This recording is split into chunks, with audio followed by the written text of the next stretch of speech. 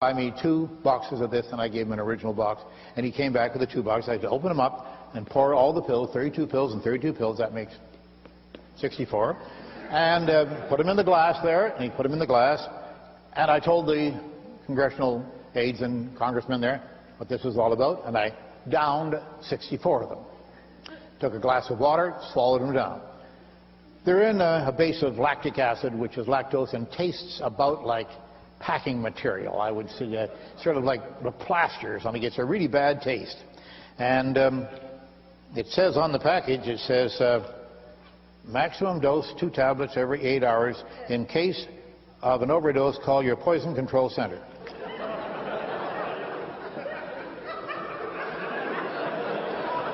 I'm still here, Charlie. I took 32 tablets, and though some of the congressmen fell asleep, I didn't. I'm still here, and I do this regularly, except that lactic acid really tastes awful.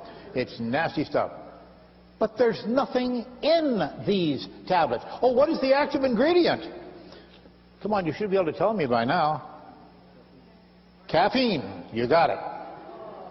The sleeping pill. It works the opposite way. Don't look at me. It's their idea, not mine. This is what homeopathy is all about. But wait, it gets better. I said that the more diluted it is, the better it works, right? Ha ha! Guess how high they go, folks? They go up to 10 to the power of 1,500.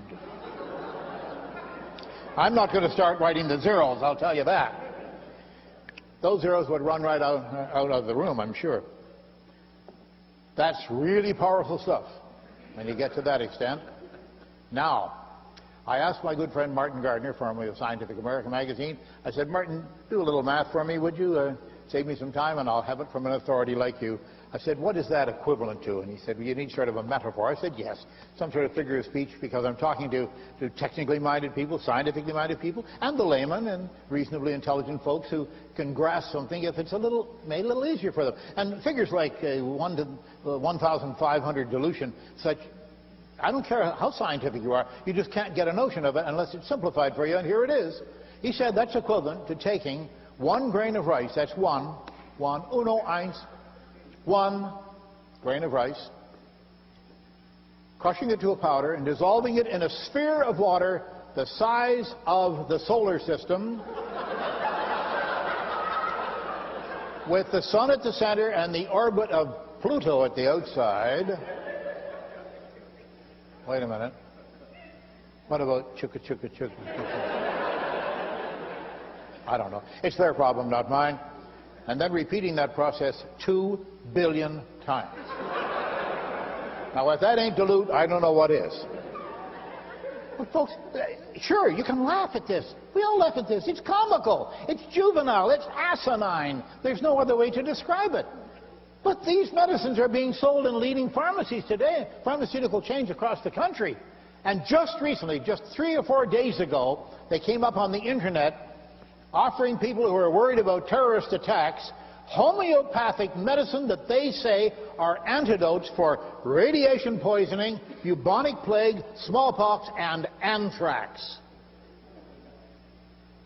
Now, if this isn't taking advantage of people's grief and their need for some sort of relief, I don't know how else you can determine it. You can't label it any other way. These are swindlers, liars, cheats, frauds, fakes, criminals. Come on, sue me. No, they won't sue me. They know damn well their case won't stand up in a court of law. It doesn't stand up in science at all. It falls apart. And they say, but we've got these affidavits. Yeah, Nixon said he didn't know about Watergate, too, and he was the president of the United States, remember?